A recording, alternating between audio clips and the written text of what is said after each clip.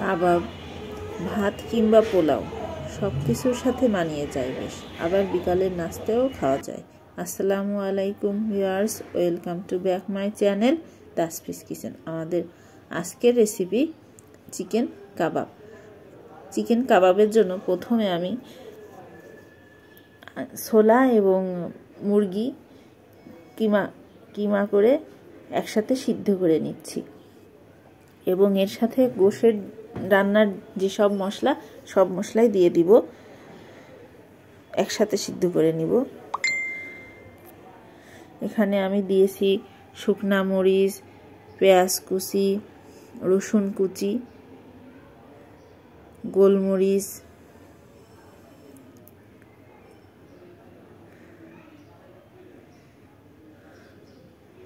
লবঙ্গ, দারুচিনি, আস্ত জিরা, তেজপাতা, আদা, ধনে সব কিছুই দিয়ে দেবো এবং পরিমাণ মতো লবণও দিয়ে দিতে হবে।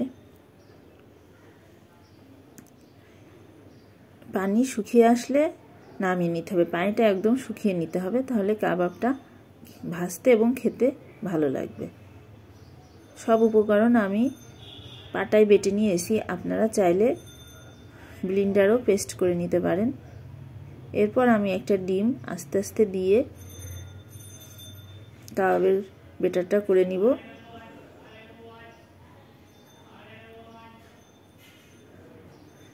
ডিম আস্তে আস্তে দিতে হবে, কারণ সম্পূর্ণ ডিম অনেক সময় লাগে না, এই জন্য অল্প অল্প করে দিয়ে সব উপাদান মেখে নিতে হবে।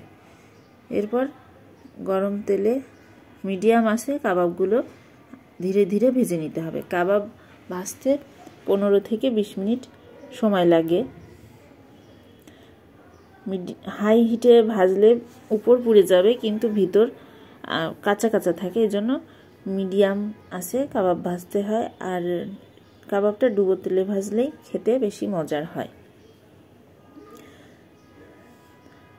তবে কাবাব যেহেতু ডিম থাকে, এই জন্য তেলে দেওয়ার পরে বাবল ওঠে, সেক্ষেত্রে আস্তে আস্তে কাবাবগুলো উল্টাতে হয় বা ভাজতে হয়।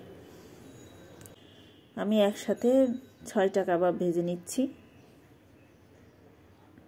আমার বাসায় সবাই কাবাব খেতে পছন্দ করে এবং আমি আমার বাসায় মাঝে মধ্যেই কাবাব করি, যেহেতু সবাই পছন্দ করে।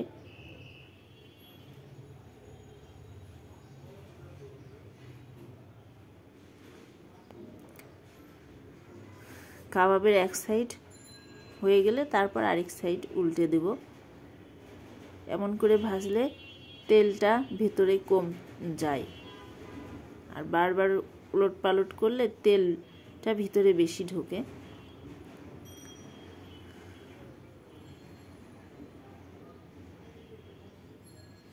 আমি এখন আস্তে আস্তে সবগুলো পাশ উল্টে দিচ্ছি।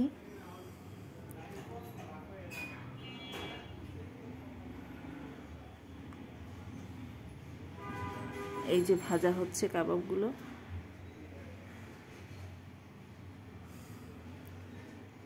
কাবাবের কালারটা লালচে হয়ে আসলে তুলে ফেলতে হবে। আমি এখন সবগুলো আস্তে আস্তে তুলে ফেলব।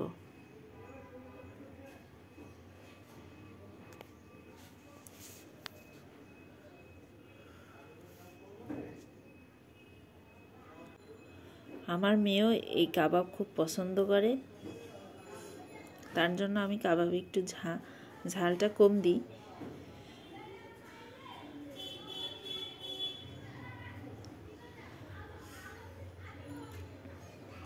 এই যে তৈরি আমার চিকেন কাবাব। খেতে কিন্তু দারুণ হয়েছে। ধন্যবাদ সবাইকে ভিডিওটি এতক্ষণ দেখার জন্য। ভিডিওটি ভালো লাগলে অবশ্যই লাইক, কমেন্ট ও সাবস্ক্রাইব করে পাশে থাকবেন।